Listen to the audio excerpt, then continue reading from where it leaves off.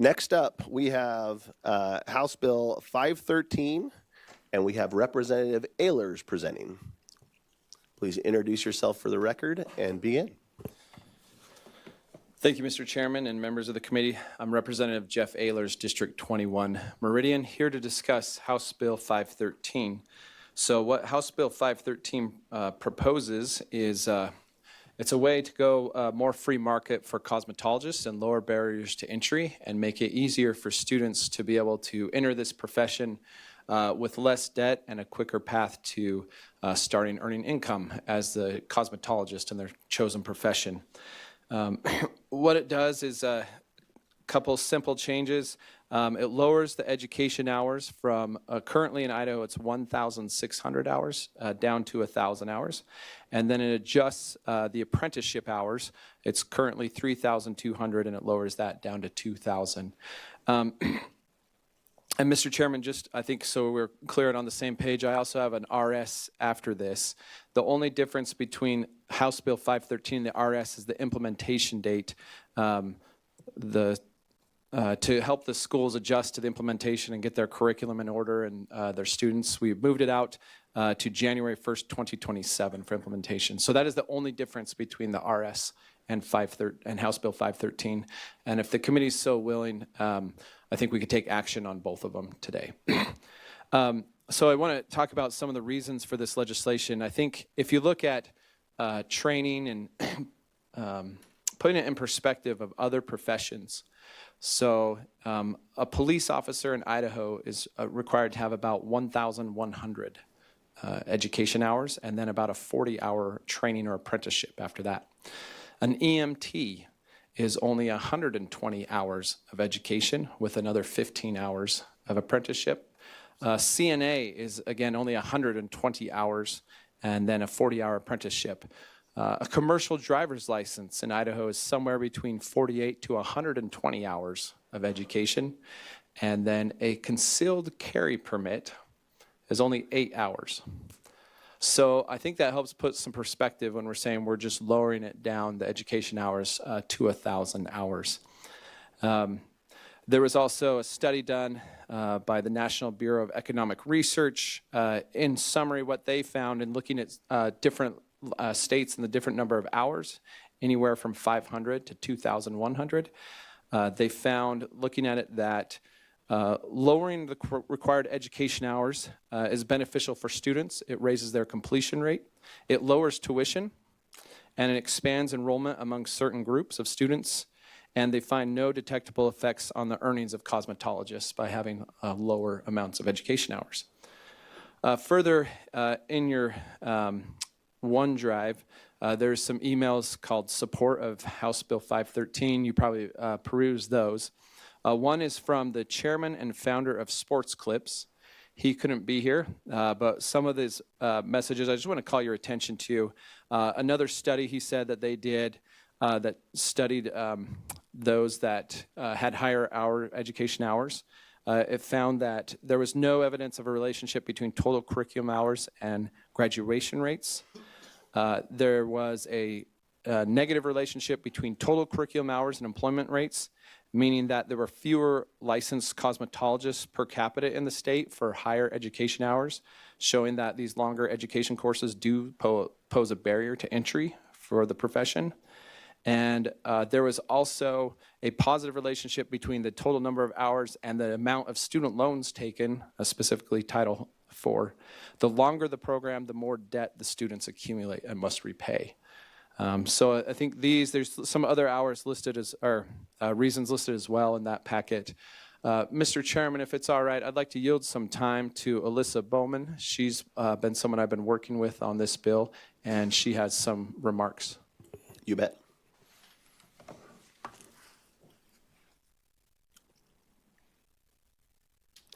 Ms. Bowman, if you could introduce yourself for the record.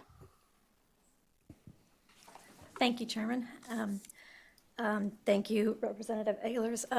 He took a little bit of my talking points, but I'll try not to repeat them. My name is Alyssa Bowman. I am a resident of Star. I've lived there for about 23 years with my family. My husband and I opened our first salon in 2006 here in Boise, and we have expanded to 25 locations throughout southern Idaho and northern Utah since that time. This bill does three things. Like he said, it expands the opportunity for students to enroll. It lowers the barrier to entry by making the program shorter and less costly. It does preserve public safety because it in no way changes the requirements for that the cosmetology board puts in place to make sure that they know these very fundamental things about cutting hair. Excuse me. And it supports employers and small businesses like ours so that we have a bigger pool of cosmetologists to choose from. So the benefits to the students, like Representative Ehlers said, is it gets them into the workplace faster. The 1,000 hours allows them to not spend so much time in school. They avoid the excessive student debt.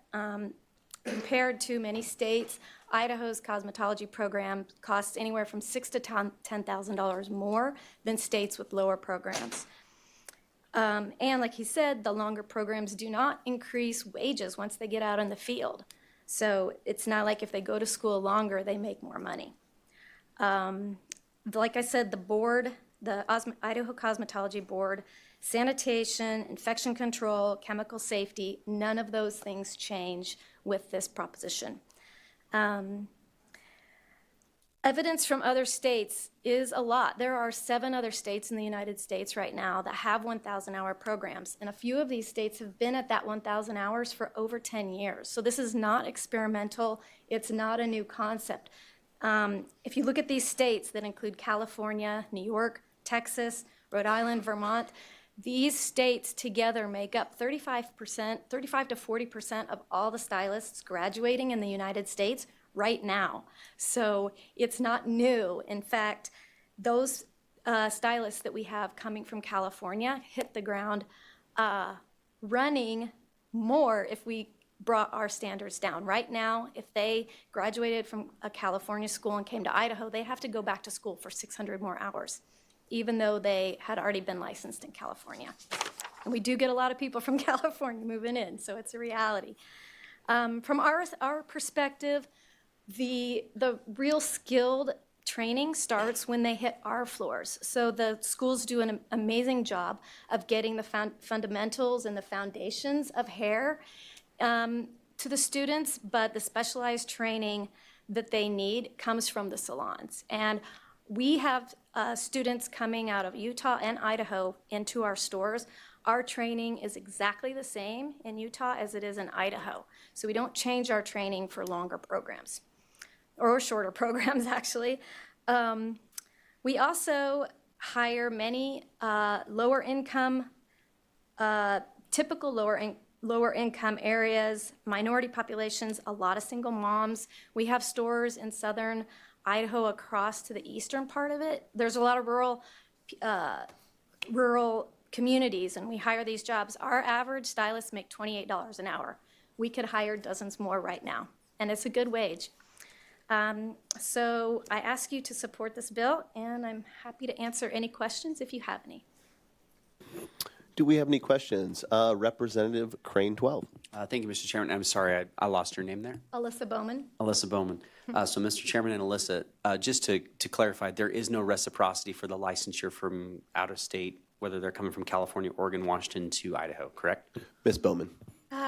Mr. Chairman, it's not as cut and dry as just a reciprocity, and the hours aren't the only hurdles that they have to get over. So each state is different. That's something that's kind of on a federal level. Sometimes they address that there is no overriding. Everybody does it the same way. So it's really a state-by-state agreement. Okay, thank you. Typically, if they're licensed from their state and they've worked around 5 years, just generally, that will allow them to, that reciprocity to take effect. But if they're a new grad, say they've just graduated in California for 1 or 2 years, that doesn't count. They're going to have to go back to school here once they get here. Representative Crane 13. Thank you, Mr. Chairman. And Alyssa, thank you. I was here when we lowered the hours from 2,000 to 1,600. I'm curious why you're lowering them from 1,600 to 1,000. What's the magic with 1,000? Ms. Bowman. Mr. Chairman and Representative Crane, there is no magic that I know, but I do know that this is kind of a trend that really states have been noticing that it's hard to fill these positions, and we have work available, and the clients aren't the problem. It's trying to serve those clients, and so it's actually twofold.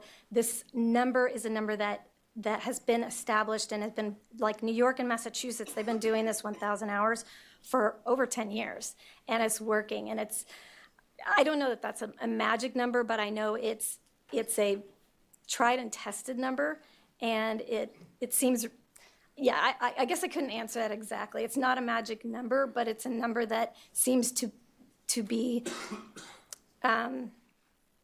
being adopted in many states, and it's kind of trending. So. Follow-up? Follow-up? Thank you, Mr. Chairman and Alyssa. Are there states that have less than 1,000 hours? Ms. Bowman. There are, I don't know if there's any states that are under 1,000, but there are programs within states. So cosmetology generally is very similar between states as far as hair, nails, skin.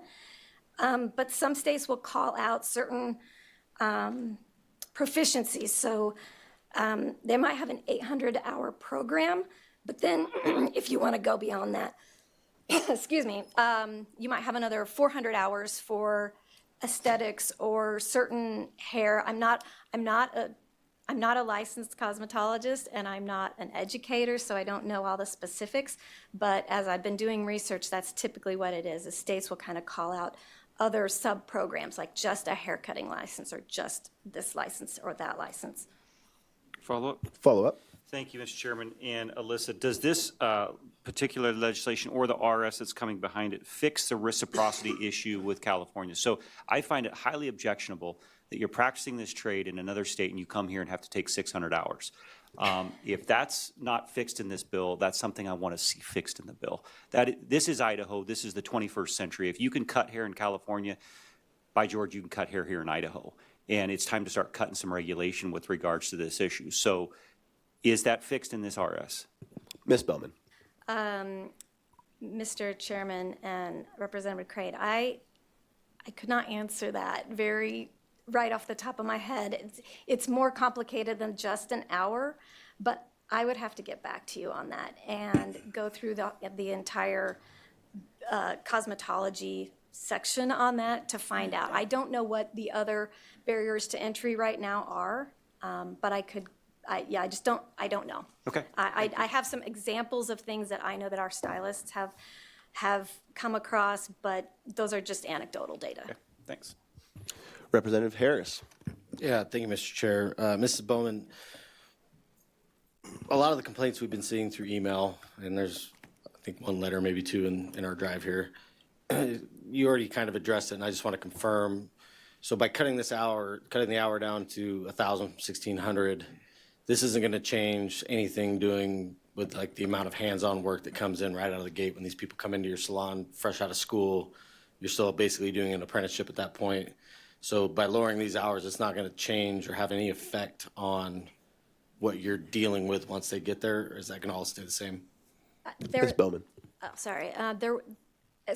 There will not. This is not actually getting into the cosmetology board's rules and regulations and what they test for in their exam and what they require. This only addresses an hours that the licensure requires as a minimum. If they want to take extra hours, of course they always can and they always will. But I could not.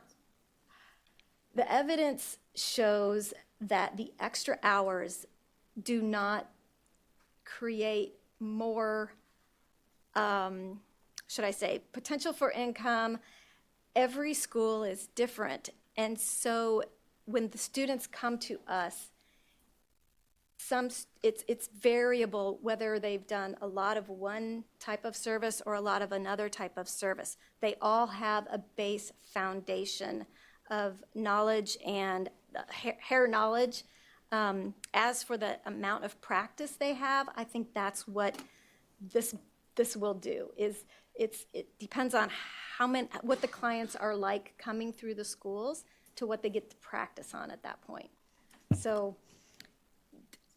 I know when they do come into salons where we employ them, that's when they get a lot of hands-on, repetitive, high-volume things.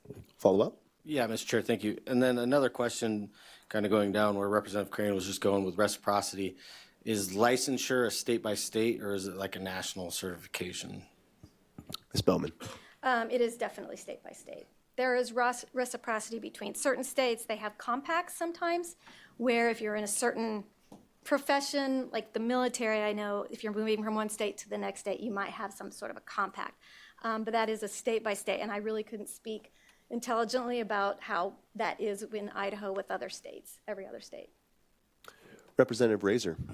So I have a question that is similar to these, but again, hypothetical, and you may not be able to completely answer it, but have you noticed in any incidences where the states that have fewer hours for training, that the courses have been tailored to what is necessary to learn in the classroom, leaving things that can be learned with hands-on experience in the world of actual styling and cosmetology and creating the proper kind of Idaho haircut? Ms. Bowman? Idaho haircut. I've never heard of that, but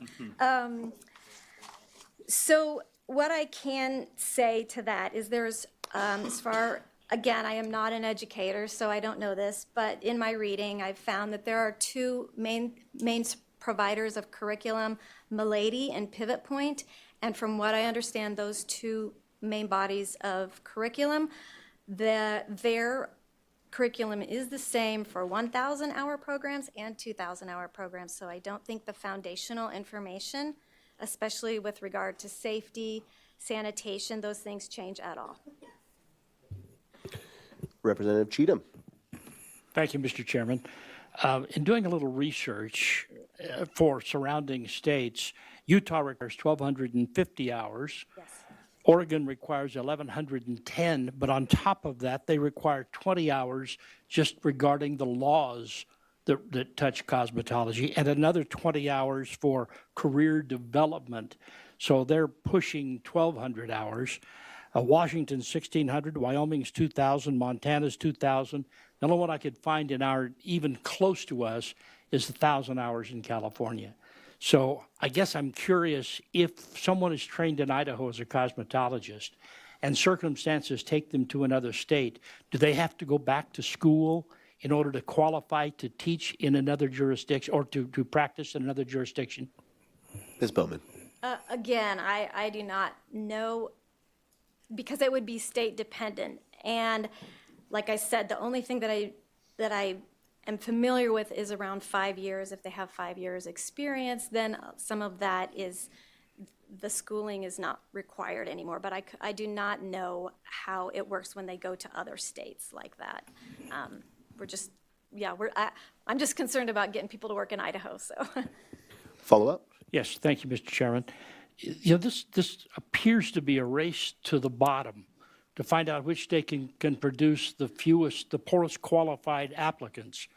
And it distresses me. I mean, I've heard stories of women going to cosmetologists and coming home with burned scalps and burned hair, and it concerns me when we're dealing with the kind of chemicals and things that cosmetologists deal with. So I'm very concerned about lowering the standards of what we're producing for this particular profession. Ms. Bowman? Would you like to respond to that? Again, the standards are not being lowered.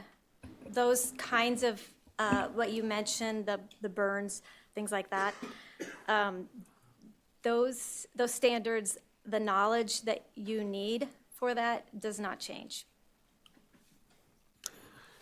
Would the sponsor come back up to answer some of the reciprocity questions? Thank you, Ms. Bowman. Am I done? Okay. Thank you, Mr. Chairman. Again, Representative Jeff Ehlers, District 21. Good questions, and let me address some of those. So In terms of reciprocity, no other state would be lower than Idaho at the 1,000 hours. So if your concern is they come to Idaho and they have to take more hours, at this proposal, no student would have to do that. In terms of looking at all the other reciprocity things, I've not studied that issue in detail, like the 5 years or whatnot, so I haven't been prepared to look at that and address that. But in terms of education, nobody else will be required to do that. We also, I want to make the point to some of these that, and one of the letters you got from a salon owner in Texas did this about 5 years ago, and they said that they didn't find a decrease in the outcomes or the standards or the ability of these students that they received at 1,000 hours. There is curriculum already to address the health and safety standards. It's been built in other states to make sure that training happens. If you're concerned about chemicals or razors or whatnot, that's already built into curriculum in 1,000 hours. And especially so much as Alyssa was saying is on-the-job training, like many jobs, right? And you want to get there faster so you can get on-the-job training. You'll also hear in the letters from other states that have done this, that there wasn't an increased burden, and Alyssa mentioned this, once they got out of school at 1,000 hours, they didn't have to adjust their training program because they only took 1,000 hours. They were ready to throw them right in. So with that, Mr. Chairman, I think that addresses some points. I know we have others here to testify, but I'm happy to continue answering questions or answer questions at the end. Representative Crane, 13. Thank you, Mr. Chairman and Representative. I'm assuming you're wanting us to hold House Bill 513 and then introduce the RS and send it to second reading is probably what your wish is, correct? Yeah, Mr. Chairman, Representative, that'd be correct. That's the intent. Follow up. Thank you, Mr. Chairman and Representative Ehlers. The reciprocity issue doesn't, I understand exactly what Representative Cheatham is saying is people transferring out of the state of Idaho, could they work in Oregon? I don't share the concern that he has there. What I share is, or the concern that I have is people coming into Idaho that want to do business in Idaho. So I'm wanting to make sure that if a gal or guy transfers from California and they were licensed in California, that on day one they can start business here as a cosmetologist. Is that in the RS, or if not, we're going to introduce to print and we can put it in the RS. I want to make sure that issue gets addressed. Representative Ehlers. Thank you, Chairman Redd and Representative Crane. So addressing the incoming students from other states, there would not be a requirement to do more education hours. Let me think during public testimony and look into that a little bit more, if that can be addressed here. But yes, any incoming, we're not going to ask for more education. Outgoing, well, stay in Idaho for one, right? We want you here. But we can't control what other states do to you when you move away and what they're going to ask for. Follow up. Follow up. Thank you, Mr. Chairman. One simple solution would be that the state of Idaho will recognize a licensed barber or cosmetologist from another state. I mean, it could be that simple of a statement, I think, that would solve this problem if possibility so. Representative Ehlers. Thank you, Chairman and Representative. Let me consider that as we go along, and I'll have a more definitive answer by the end of this public hearing. Sounds good. Thank you. All right, next up, we will be taking public testimony. We'll do 2 minutes per testifier, and we'll just go down through our list. First up, we have... Mr. Chairman? Representative Birch. Very quick, before we start public testimony, I just Yeah. wanted to ask your permission here. The sponsor indicated at the beginning that there were testimony and support and opposed on our hard drive. And taking a look at that, there were 6 communications in support and only 1 in opposition. I have over 25 emails in my in-tray in opposition. I printed out 2 of them, and I was wondering if we can have the page, copy them, and share that with, with the rest of the committee while we take testimony here. That'd be fine.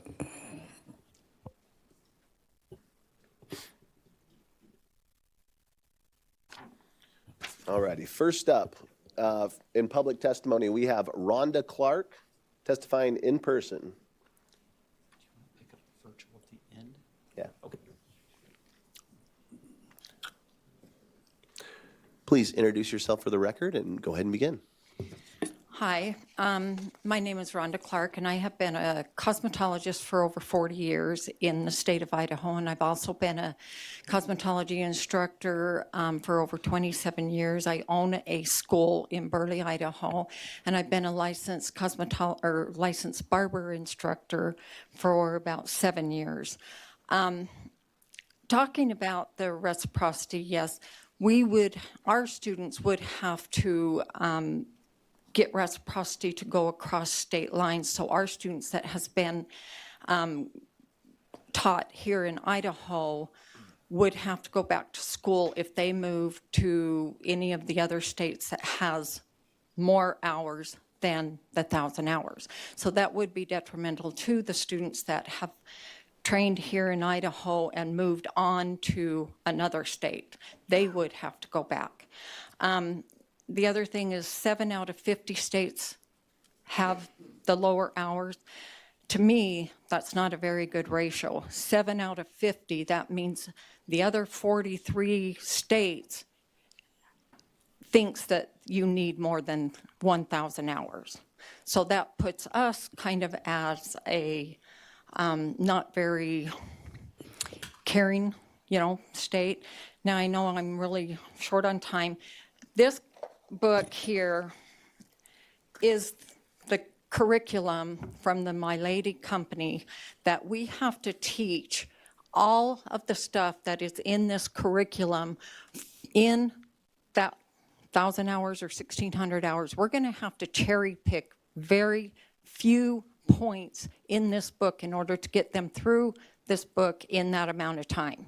It's going to be very detrimental to their training, the knowledge, and the skills to go out into the community and do this profession as a proficient cosmetologist. The other thing that I want to state is the fact that you're only lowering the cosmetology hours to 1,000 hours. You have a barber stylist who has 1,500 hours required. The barber stylist does not get trained in nail technology, aesthetics, which is the skincare. They are only trained in the hair and shaving portion. So you take a cosmetologist that has 1,000 hours, you're going to have to basically train them with each individual thing because you're not going to have time to train them for everything. Hair, nails, skincare, etc. So a nail tech has to have 400 hours. Ms. and Clark, a esthetician we're out of time. has to have 600 hours. That right there is 1,000 hours for just the nail tech portion, and the aesthetic portion is 1,000 hours. Ms. Clark, we're out of time. So thank you for your testimony. Do we have any questions for Ms. Clark? Representative Crane, 12. Thank you, Mr. Chairman, and thank you, Ms. Clark. So you were an instructor, correct? Yes, I am. I've been an instructor for 27 years. Perfect. Thank you, Mr. Chairman, Ms. Clark. So is there some kind of test that goes on when you complete this course? Ms. Clark. Yes, you have to go and take a state board test, which consists of both theory and practical experience. You have to be able to pass both the theory and the practical with a 75% or above in order to get licensed. With that few of hours, it's going to be really difficult to get them through the whole curriculum for the theory part, plus the hands-on experience. Follow up? Yeah, thank you, Mr. Chairman and Ms. Clark. So you sound pretty confident that the testing is working, and you're happy with the results of that. Ms. Clark. We have to work really hard to get them prepared for that testing. We have theory classes every single day. Then they have to go out onto the floor and do the hands-on practical stuff all day long in order to get them ready and prepared. Follow up? Yeah, thank you, Mr. Chairman and Ms. Clark. So the way I'm seeing this is that because you have a proof of work and you have a competency test at the end, that is a standard by which we can all assess whether someone is ready to go into the field of work or not. So if we lower the amount of hours that it takes to complete the course, it doesn't exempt them from having to go and do this proof of work or any kind of testing. So that would still be in place, that they are going to have to go past that. It would still be in place, but I really think that it's going to be very difficult for these students to pass that state of Idaho exam. Okay, thank you. Representative Birch. Thank you, Madam Chairman, and thank you for being here today. So in your terms, you said that if we were to reduce this to 1,000 hours, then you would have to cherry pick some of the elements of what you can teach or teach thoroughly. If if this became law, to what extent, if any, would you see that students graduating with just 1,000 hours, that the salon owner would have to supplement that training in their shop and maybe limit the ability of that new hire to treat clients until they know that, in fact, they can, do the rest of the training, or what extent are we pushing the training onto salon owners, increase their liability, if at all? So I just want to understand what the consequences are on the business owner if we go this route. Ms. Clark.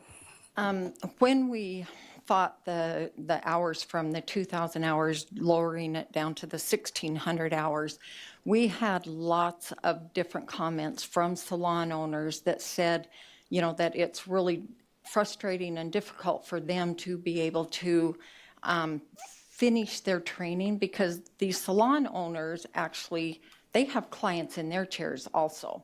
So they don't have the time like us as school owners to go around and check everybody's haircut to make sure that that haircut that has gone out is efficient for that client to go out, pay $20 for a haircut and the haircut's not a good haircut. We as schools, we go around and us instructors check the haircuts to make sure that everything's even. I think it's going to be very frustrating to the salon owners. The salons like the Great Clips and them ones, they might be able to put the students through an extra training that they go through, but the regular salons out there, they don't have time to help these students finish that training. And you figure we've gone from 2,000 hours, and then if we go down to the 1,000 hours, that's half the training that they have missed out on. Representative Harris. Thank you, Mr. Chair. Ms. Clark, let's take your training background out of this, right? You're just a regular salon owner. Do you have the ability to accept or refuse who you take in as a trainee after they graduate? Ms. Clark. Of course, any business has that ability to, accept new hires, so to speak. But you don't know what that new hire is going to do until you get them in there. And if someone hires someone and they come in and they burn someone's scalp from a chemical, from either a perm or a color, and that salon owner is liable for them chemical burns. And so, they're not going to know that until they get that person in that position and that client has already been burned, and then they're going to go, oh, maybe this isn't a good situation. So then at that point, they're going to have to either train them themselves or fire them. I don't think that's a good solution either. Follow up. But that situation in particular, right, with a scalp burn from a bleach, perm, whatever, that can happen now. And I would assume that it does happen now at the 1,600 hours. So, at the end of the day, what you're talking about is our testing standard is not good enough, regardless of the amount of hours, because even if we drop the hours, these people would be held to the same testing standards. So regardless of 1,600 or 1,000, what you're suggesting is that our testing is not good enough, which is why these kids are coming out and they're not able to do something without burning somebody's scalp. Well, at 1,600 hours, us as school owners have the ability, we take them, basically by the hand. We help them to learn how to mix the chemicals correctly. We help them to learn how to apply the chemicals correctly. We are standing by their side while they are doing these services, and they are, they can come and ask us at any given time. My school has 7 instructors and we have like 35 students. The Idaho standards is 1 student or 1 instructor for 20 students. We have 7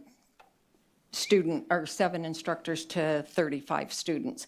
So we spend a lot of hands-on time teaching our students how to do these chemicals and haircuts and services correctly. And Yeah, one more, just a clarifying comment as to reciprocity. As an electrician, I deal with reciprocity as a licensed electrical contractor. And I just wanted to clarify how reciprocity works for some of the people in the room that might not understand. Reciprocity does not mean one-to-one with another state. You know, for electricians in particular, right, we have a 75% pass rate, and Oregon might have 80. Washington might require 85%. It's just the industry getting together with the states and saying, hey, this is what we're going to do. So I just wanted to clarify that if we do go down this path and we do offer reciprocity for other people coming into this state, that could also equal reciprocity within them leaving Idaho, regardless of the 1,000 hours. That's just how reciprocity works. Yes, but they will have to go back to school in that other state because our hours will be lower than that state that they're moving to. So they will have to put in the additional training. That's the way the cosmetology works. I don't know about the electrician. Mr. Chairman, yeah, reciprocity is reciprocity. It has nothing to do with that. That's like me saying if I graduated my electrical journeyman test at 75% and I want to go work in Oregon, they're going to make me go back to school. They can't do that. It's reciprocity is license acceptance between states. It has nothing to do with anything outside of the license you carry. That's how reciprocity works. Not with the cosmetology, because they do have to complete the hours for each state. Like us at 1,600 hours, if we have someone who only has 1,000 hours, then they will have to come and they will have put in that additional hours in order to get their licensure here in Idaho. Representative Crane 13. Thank you, Mr. Chairman. And Rhonda, you talked about chemical burns, I think, from perms and coloring. Is that correct? They Sir. can. Thank you, Mr. Chairman. A follow-up question on that then. Follow up? Are women isn't there products available to women today that they can use to do a perm or a color that they buy over at the counter, Walmart, whatever, and do it at their own home? Ms. Clark. Yes, you can buy a perm out of Walmart or color out of Walmart, but I don't think it's at the same standard, I guess you would call it. And then they're taking their own health, their own at their own risk. Basically they're doing it at their own risk. So if they do their own color at home and they burn themselves, then that's their responsibility. Where someone who is working in a salon and they burn someone, then that's our responsibility because we have had the training how not to do that. So, it's a liability. Follow up? Yeah, thank you, Mr. Chairman. And Rhonda, it's hard for me to believe that if this product is something that's burning people, that you're not seeing class action lawsuits all across the country because women are applying this themselves with absolutely no knowledge other than instructions on the back of the box how to do it. If this is really that serious, you wouldn't be seeing these products sold in Walmart or wherever. So I'm having a hard time buying that argument that this chemical burn thing is really as serious as it's being portrayed to the committee today. Ms. Clark. I don't know the percentages.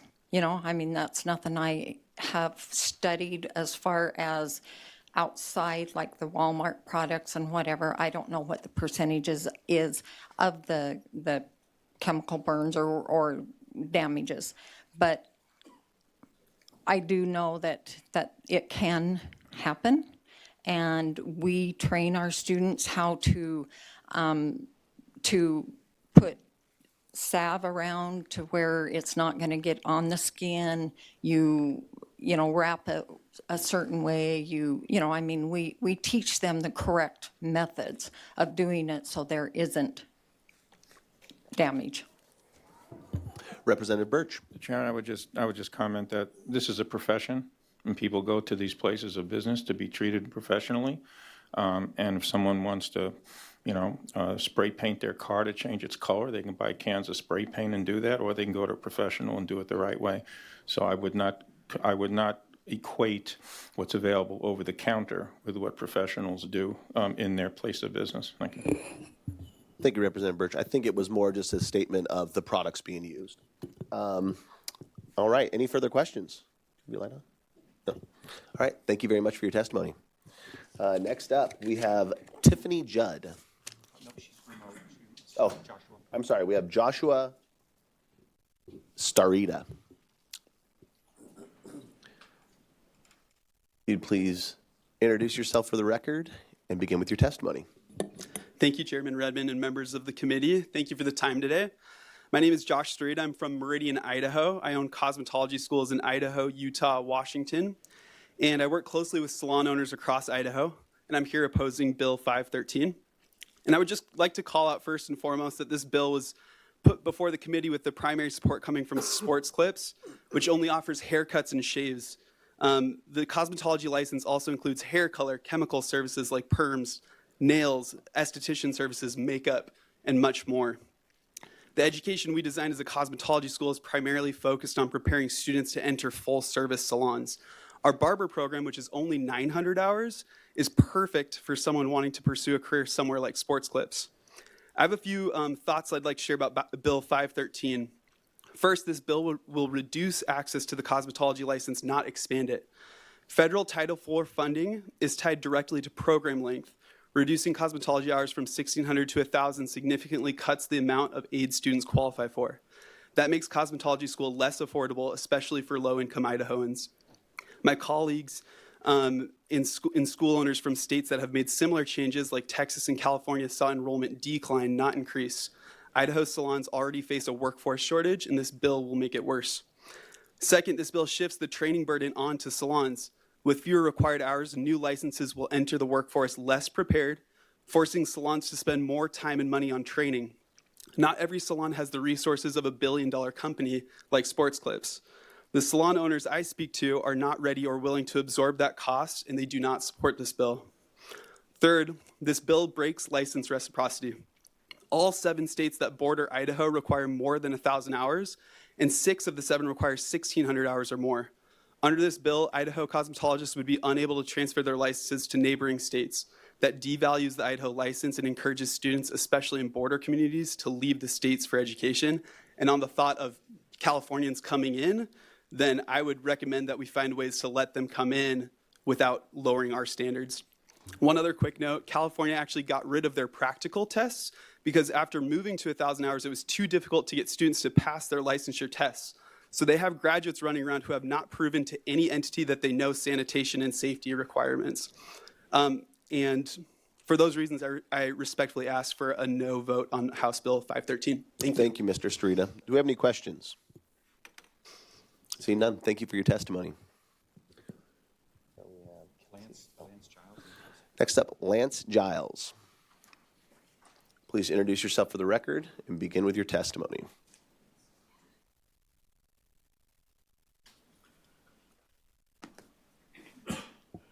Mr. Chairman, members of the committee, good afternoon. My name is Lance Giles. I'm a contract lobbyist based here in Boise, Idaho.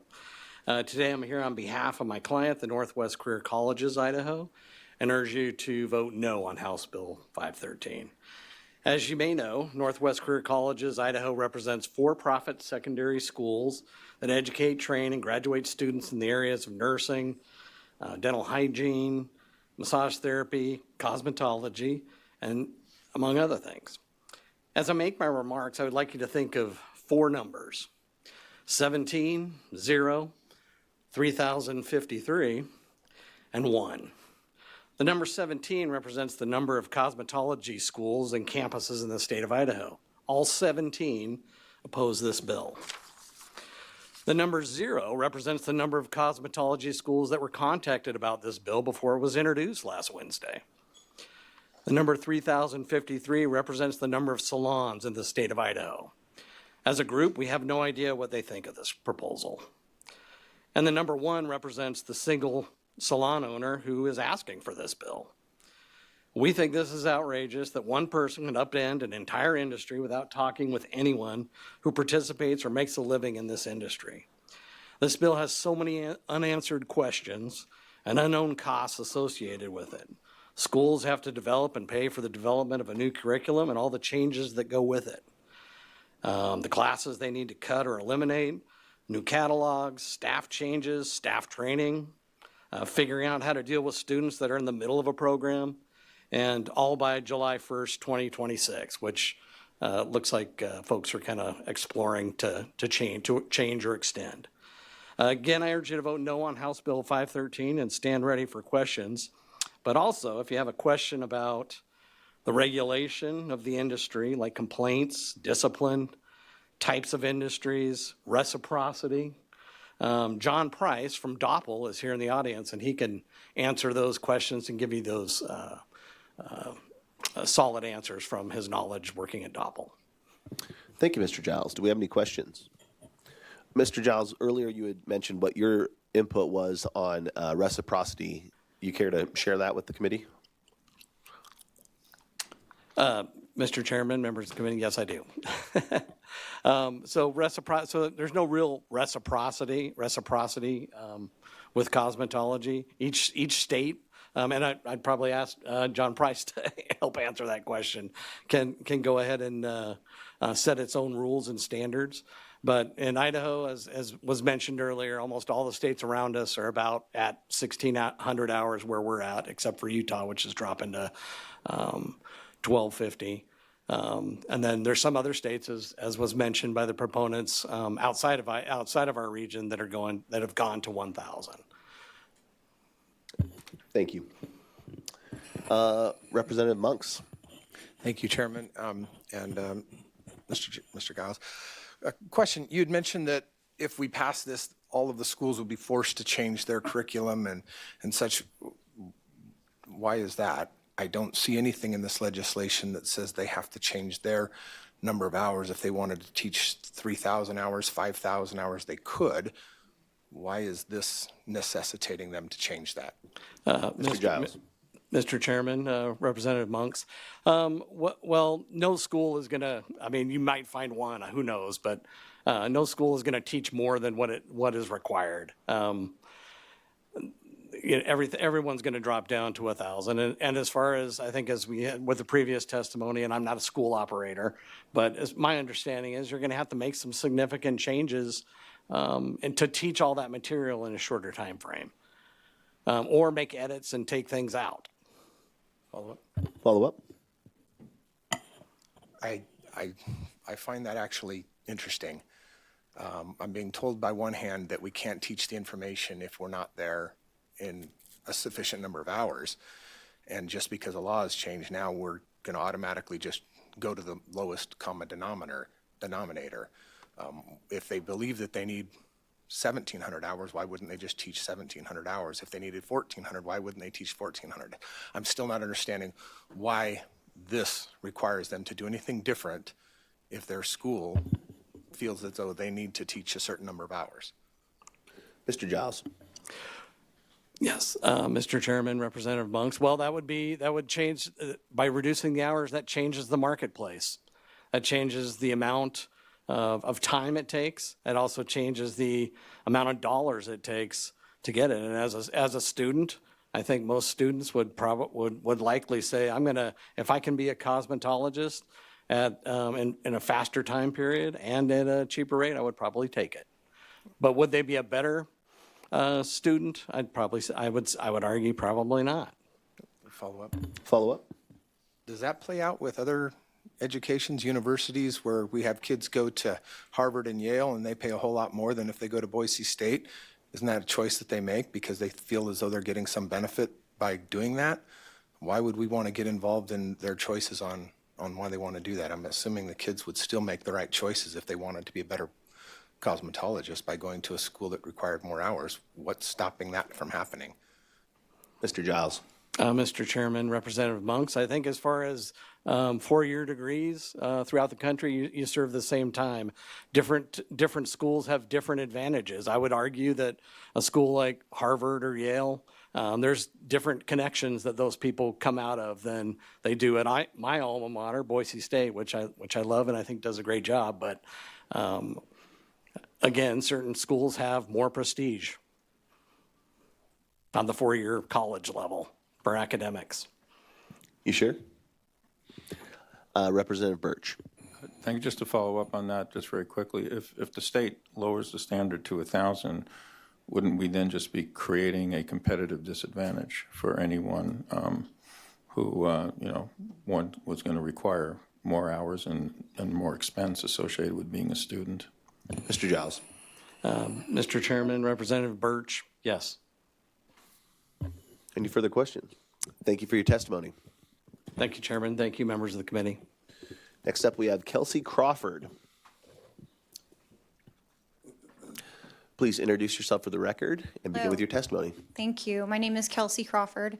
I'm not quite as prepared as the people ahead of me, so I apologize for that. This kind of got thrown in my lap. But I own a high-end local salon in Meridian. Our business model is to hire and train students directly out of school. So this impacts me directly, and as some other salon owners as well. A couple stats. I have 3 assistants in the assistant program right now, fresh out of school, and I asked their opinion this morning. What if their hours were cut to 1,000? Everyone in my salon said I would not be ready.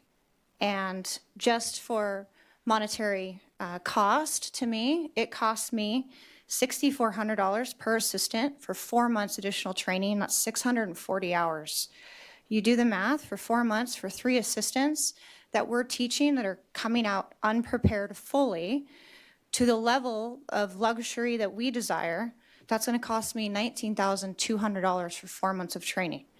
Now, I'm glad that this has been brought up because I don't know about, what was it, electrician, but in our license, our state board does require us to go back to school. I have a girl going through a similar process right now. If we move out of state, that license has more or less hours. We have to follow the state's guidelines for that. There is no like you just get in and so on and so forth. That is a correct thing.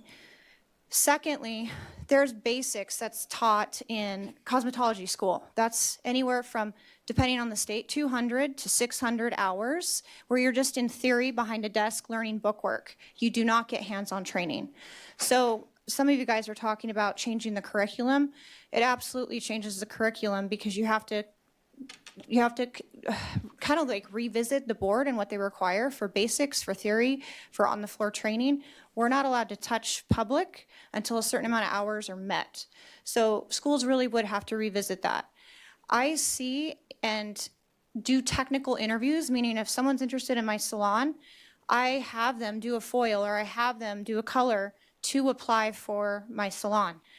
I have a great number of people that apply and only a handful of people that are qualified that I think I can then teach to my level of excellence. With that said, I am not fully opposed to lowering the hours slightly. On top of that, though, a lot of states do have a hair separate license. We have a nail license, we have a aesthetics license, we have a barber license, but we do not have a hair only license, which I think is a problem. I am a licensed cosmetologist. I've been doing it almost 20 years. I own a successful salon. So I see some of these problems within our state board and within the laws of Idaho. Thank you. Thank you for your testimony. Representative Crane. Thank you, Mr. Chairman. And Kelsey, so you said you own a luxury high-end salon, Yes, correct? sir. And the cosmetology license is different than the barber stylist license, Yes. correct? Yes. So under the cosmetology license, they do makeup, nails, perms, colors. What else do they do? Skin and nails. But there is a school, a friend of mine owns an aesthetic school that's 600 hours. You can go get your nails for, I think, 400 hours. Correct me if I'm wrong. But they're all separate. Ours is not. We don't have that option. What treatments under skin can they do with the cosmetology license? The same exact treatments that they would get if they went to just get aesthetics. So they overlap. Facials. If you want to get into a med spa, that's totally different. But you're learning more about skin. So a lot of our testing is anatomy based, which takes a lot of learning. Follow up? Thank you, Mr. Chairman. And Kelsey, so you've got makeup, you've got nails, you've got perms, you've got colors, and you got facials that you get under this license. All of those my 15-year-old teenage daughter does at home. Correct. I walked in last night to a room to chat with her, and she's in there doing her own nails. I'm really struggling, to be candid, why this even needs to be licensed. A 15-year-old girl can do this. She's never had a chemical burn. She changes her hairstyle all the time. She changes her nails all the time. She does facials frequently. But we're telling people that you have to have, right now, 1,600 hours in order to do this. a bad haircut can be fixed in 2 weeks, and a bad set of nails can be fixed in a month.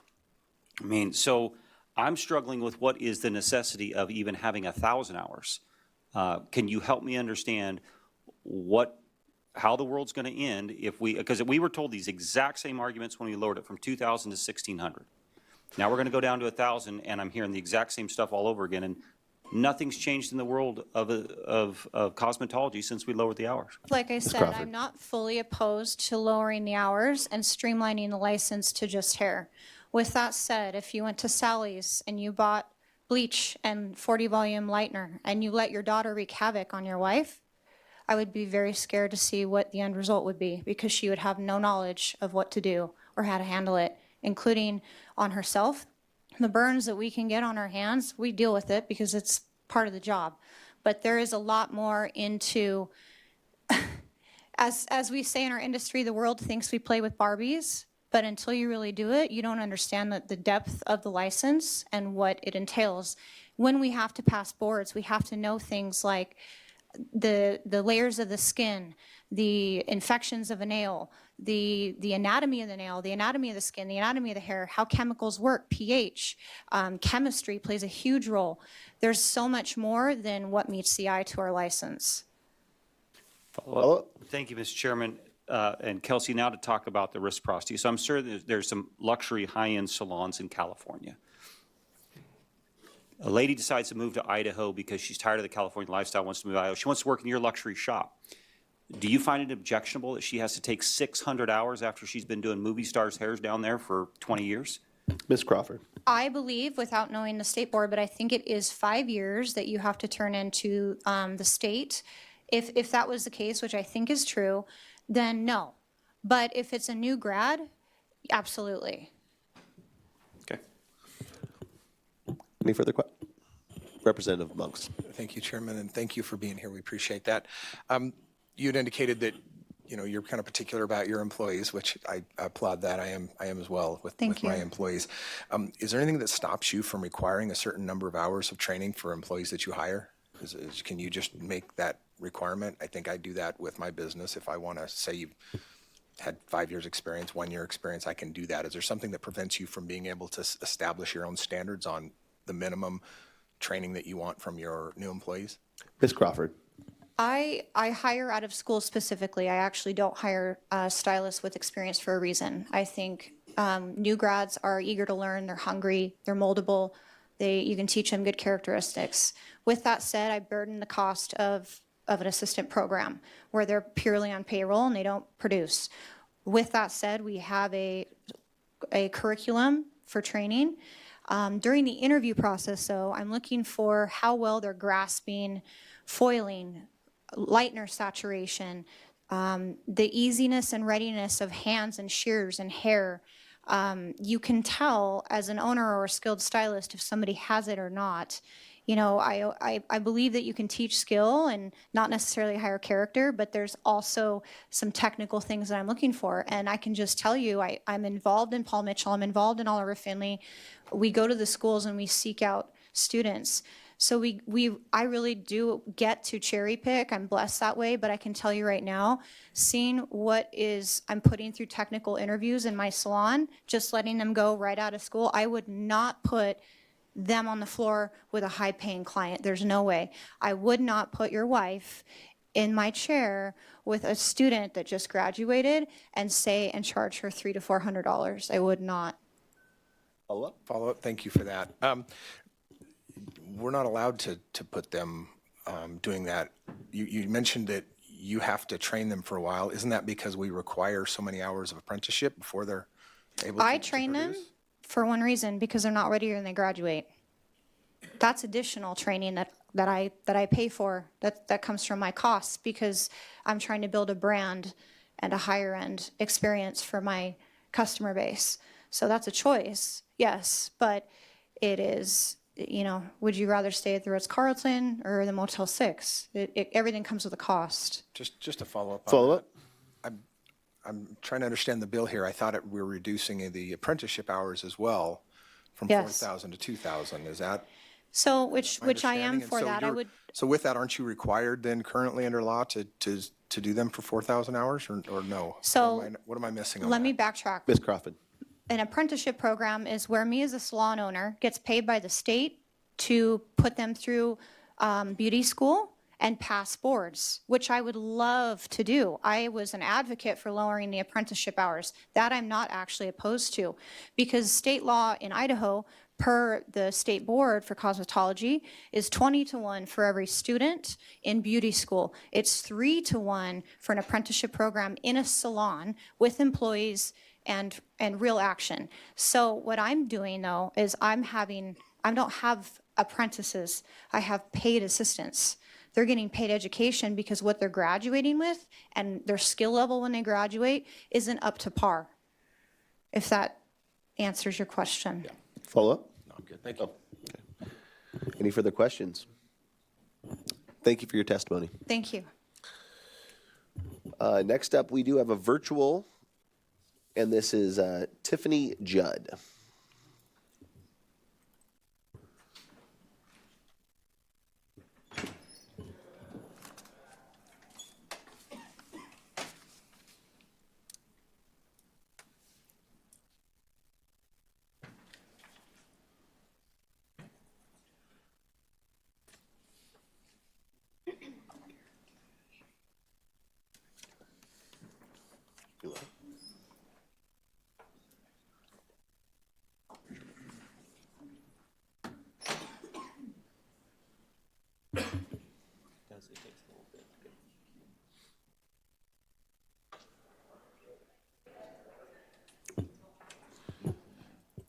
All righty. We'll have to come back to Tiffany if we have time.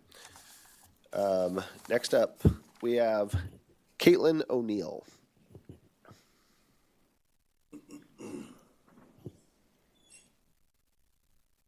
Ms. O'Neill, if you could introduce yourself for the record and begin with your testimony. Hello, my name is Caitlin O'Neill. I have been a licensed cosmetology operator since 2015. I was originally trained licensed in the state of Texas when the program was still 1,500 hours. Since after I graduated, Texas did lower its program to 1,000 now, and it is still 1,000. So they've already kind of been through this process, and I've seen a little of the aftermath of how they handled it. When I attended cosmetology school, the requirement was still 15 hours. It took me about 2 years and $12,000 in student debt, and this was after full financial aid that I qualified for. I was working while supporting myself, and the length and cost were barriers that almost turned me away completely. After I was licensed and they reduced the hours to 1,000, the changes did not, in my experience, reduce quality. I've trained stylists in full-service salons and a range of different kinds of places, both before and after. Really didn't see a change in quality in their knowledge in the industry. Sometimes, honestly, I feel like they retained more of it because there was less of that droning on. A lot of hair school for me, after they've done the books and this and that, is kind of racking up your hours, waiting to meet the requirements so you can go take that state test. It's not a whole lot of extra learning, in my experience. And that's at both good and lower schools. I feel like trade education should provide economic mobility for people, especially for low-income individuals, and excessive hour requirements primarily affect people without any financial privilege. Lowering hours, I feel like just lowers barriers and not standards that I have ever seen, in my opinion. I've since moved to Idaho now, and I've been here for 2 years, and now I'm retraining stylists, or not retraining, but now I'm training stylists that are coming from 1,600-hour programs, and I don't feel like they're any more ready, any more trained, or any more prepared than the stylists were coming out at 1,000 hours in Texas. I feel like it just challenges the schools to streamline their curriculum more, and I fully support passing this bill. I do feel like opposing this bill only really benefits the schools in the long term, but. Thank you very much. Representative Crane 13. Thank you, Mr. Chairman, and I didn't catch your name, but you said you had $12,000 in debt after financially. What's the cost to go to one of these schools? I believe grand total, it was about $20,000. I got $9,000 in Pell Grant and help, and then the rest was in loans. Okay, thank you. All right, thank you for your testimony. Next up, we have Jamie Hooten.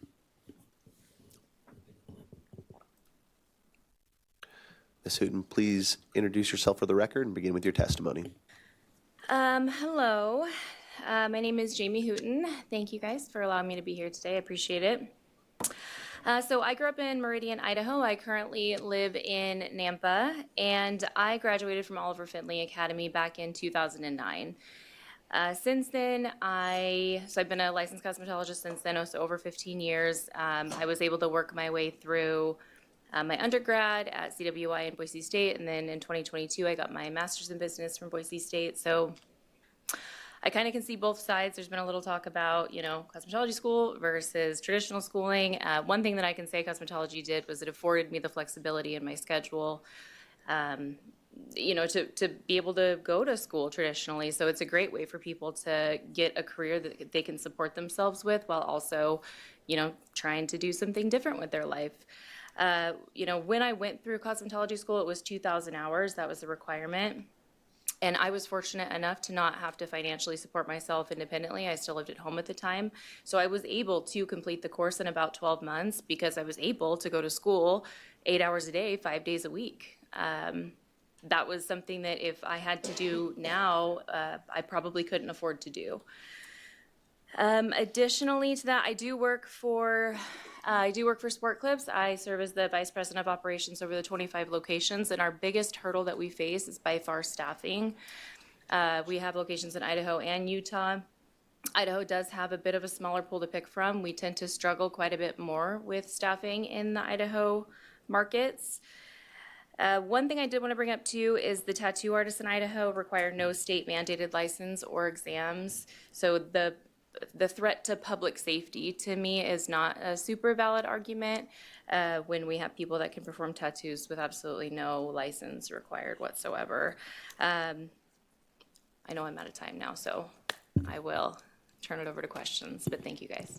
Thank you for your testimony. Do we have any questions for Ms. Hooten? Not seeing none. Thank you for being here. Thank you. Committee, that concludes our in-person testimony. Do we have it? Oh, it looks like we do have one more. We do have Mr. Ron Nate testifying. Please introduce yourself for the record and begin with your testimony. Thank you, Mr. Chairman, members of the committee. My name's Ron Nate. I'm the president of the Idaho Freedom Foundation. Here to testify in favor of 513 and 514, so I'll save you the trouble of hearing from me twice if you don't mind. First of all, I was over there taking a lot of heat on texting from my wife, who's giving me all sorts of crap about testifying on a hair bill. Thought that was kind of funny. But in my history, I have worked as a DJ. I've worked as a video game technician. I've been a tire changer and balance tires. I've taught at a university. I've been a legislator. I've been a legislative advisor and now a nonprofit leader. None of those required me to get a license. Some of those required quite a bit of skill, some not so much. And it's interesting how in this economic world we decide some things need licenses and some things don't. In the testimony today, I've heard some providers here who want more training of hairstylists because they have a higher standard. Well, they can always ask for that. I think Representative Monks, you're exactly right. They could ask of that of their employees.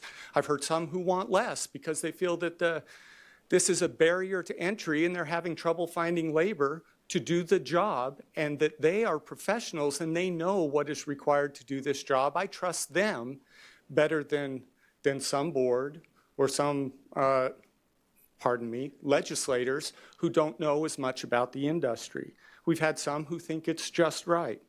I'll tell you what, those who have a license always want those who come after them to do the same amount of hours. Those that don't have a license and just want to get to work, they just want to get through the requirements and do it. We have a test. Let them take the test sooner. The state of Washington does not require a law degree to practice law. You just pass the law test. And also I'll just finish on this. Licenses are problematic in an economic sense because they typically give the consumers a false sense of security that who is providing the service somehow is ultimately qualified to do it. We've all gotten a bad haircut. We've all gotten bad service from a doctor at some point. The licenses did not protect us. Thank you. Happy to answer questions. Thank you, Mr. Nate. Do we have any questions for Mr. Nate? Seeing none, thank you for your testimony. Thank you. Committee, that wraps up our public testimony. If the sponsor could come give us some closing arguments.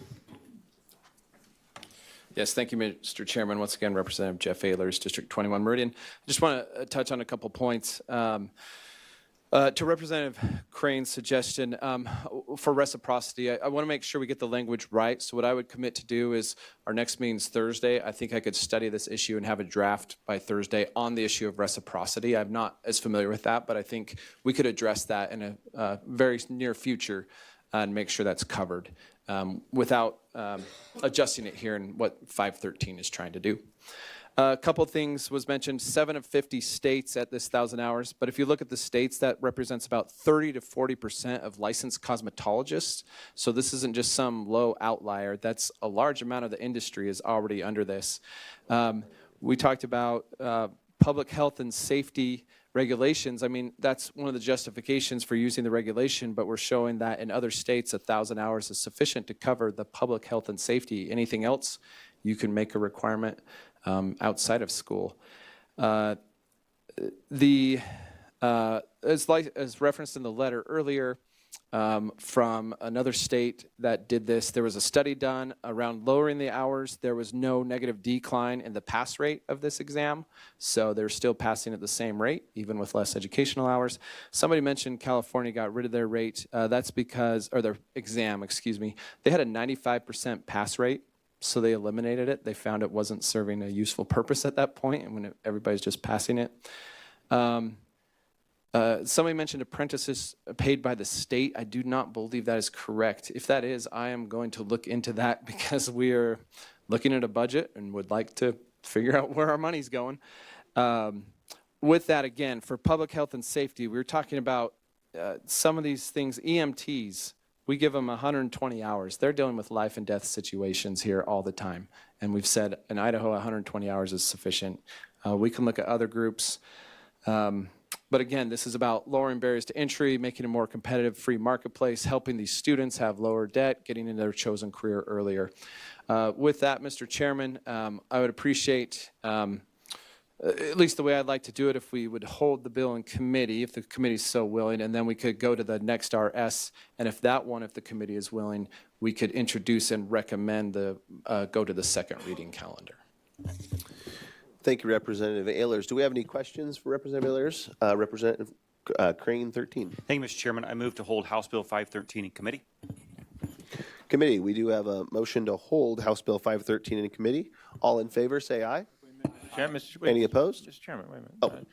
I wanted to ask the sponsor a We're question. already through the vote. I'll get you when we come back. Well, is there any discussion on the motion before we start voting? We already got through the vote. I'll get you. Why can't we back up and have discussion on the motion? We're through the vote. So why did we move so quickly, Mr. Chairman? I missed your light.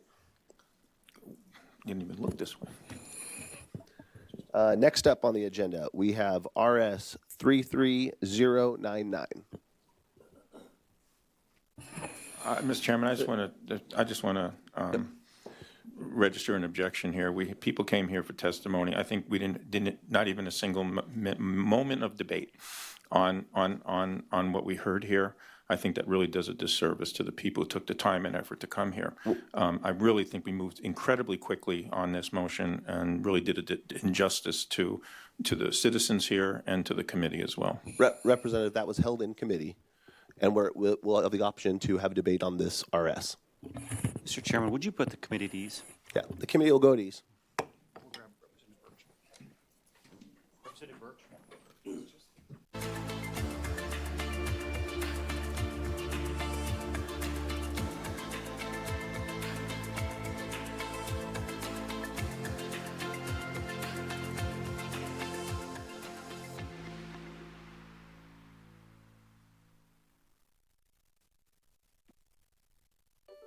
The committee will come back to order. House Bill 513 is held in committee. Next up on our agenda, we have RS 33099. Representative Ehlers. Thank you, Mr. Chairman and members of the committee. Representative Jeff Ehlers, District 20 Meridian. Now that we had a public hearing testimony this on HB 513, this is RS 33099. The only change is the effective date. The last bill we looked at was July 1st of this year. This RS just changes it, gives them more time for the schools to go January 1st, 2027. That's the only change. So if the committee is so willing, we could introduce this and recommend it be sent to the second reading calendar, and that's what I would appreciate. Thank you. Thank you, Representative. Representative Crane, 12. Thank you, Mr. Chairman, for a motion. Motion's in order. I recommend that we send RS 330 introduce and send to the second reading RS 33099. Committee, we do have a motion properly before us. Is there any discussion? Mr. Chairman. Representative Birch. Thank you, Mr. Chairman. First, I would like to propose that there are a few extra hours of training on protocol that Representative Crane can give some members here, including myself, on procedure. We need at least another hour of training. So, and I apologize to the chairman for not fully understanding exactly what was transpiring here and recognizing that this is the opportunity now to debate essentially what we just heard testimony on. So thank you for your understanding. I would say this, that a casual glance in my direction, will prove that cosmetology is not my area of expertise. And one of the reasons that I really value public testimony is because you learn things that you otherwise wouldn't know. And, none of us on this board that I'm aware of, on this committee, are experts in this field. And I think, there are a lot of concerns that were raised that I think are, to the layman, may seem insignificant. But I really have to defer to the people who know their business better than I do here. And so with that, I'm going to choose to honor their expertise in this field and not support the motion. Thank you. Thank you, Representative. Do we have Crane 13? Thank you, Mr. Chairman. I did communicate with Representative Ehlers. I'm going to support the introduction. We have got a tacit agreement that we're going to work on trying to deal with this issue of people transferring in. I'm going to let you know, though, Representative, I wish that you were just eliminating the license period. I've been on this committee 20 years, and I'm telling you, a bad haircut fixes itself in 2 weeks. This is absolute insanity, over-regulation by the government. And I think that this is what happens when government tries to get in and regulate. One of the arguments that was put forward why we should not pass your bill is the potential for market oversaturation, wage depression. Competition is good. Competition, I know what I have to pay for my wife to go get her hair done. Quite frankly, I wish there was more competition. I think it's good for the marketplace. And I think that as we move down this, again, I understand the incrementalism trying to ratchet the hours down, but I can tell you, if you ever bring a bill to remove this license, you'll have this member's support, but I'll support you today. Thank you, Representative. Any more comments or discussion? Representative Marmon. Mr. Chairman, I was just sitting here doing some calculating during all this discussion, and if you spent 8 hours a day, 7 days a week, it would take you 6.576 months just to get the 1,600 hours of training. And if at 1,000 hours, 7 days a week, 8 hours a day, it's 4.11 months. Yet our kids in public school go to class and learn all about chemistry in 1 year, or accounting, or U.S. history, or U.S. government in 135 hours. So the 1,000 hours of training for this license is 7.4 times the number of hours it takes for a kid in our schools to learn an entire subject matter. I support the bill, or the introduction. Thank you, Representative. Representative Monks. Thank you, Chairman. Just want to speak briefly to that motion. I've done some checking on this. I like Representative Crane. I haven't been here quite 20 years, but I've heard this issue come up a number of times, and every time we talk about reducing these hours, and then I decide I should go look at some other industries, and I look at CPAs, and I look at architects, and wow, they got a whole lot less hours. And so it kind of surprises me that we have as many as we do. If those of you remember Representative Harris that used to be here, he was a big advocate for no licensing, and I always would argue with him about that until he re-educated me a little bit on the need or not need for licensing. And I said, well, doctors should have licenses. And he explained to me why that's a false sense of security. That doesn't prove anything. It just means they followed some things. And there's different ways of making sure that people provide good services through insurance and through other aspects of ensuring if that's what we want. But I think we do a disservice to the public when we tell everybody that they're licensed builders because they all think that they do a good job. And anybody who knows anything about building knows that they all don't do a very good job, but they're all licensed. And so that's okay, or registered with the state, I guess is the terminology we use now. Massachusetts has 1,000 hours. New York has 1,000 hours. Virginia has 1,000 hours. Texas has 1,000 hours.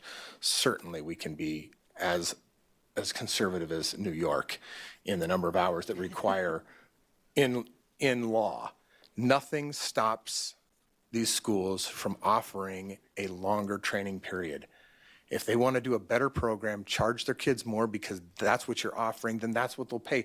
Just like individuals, like some of our family members go to salons that charge a lot more. Why? Because they want that and they get to choose that. They're willing to pay $300 for a hair color. But we don't require them to do that. Why would we require our schools to offer more? I would have none if I could. I would let the schools have a great competitive market out there, put out the best program, sell why you need to have 2,000 hours as opposed to 1,000 or 50 or 5. I don't care. I just think we have got to stop in this world of requiring licensure for everybody to earn a living. Thank you, Representative. Any further discussion? Seeing none, committee, we do have properly before the committee RS 33099 to introduce and send to the second reading calendar. All those in favor, say aye. Aye. Any opposed? Yes. Do you wish to be recorded? Yes. So we got Birch and Cheatham.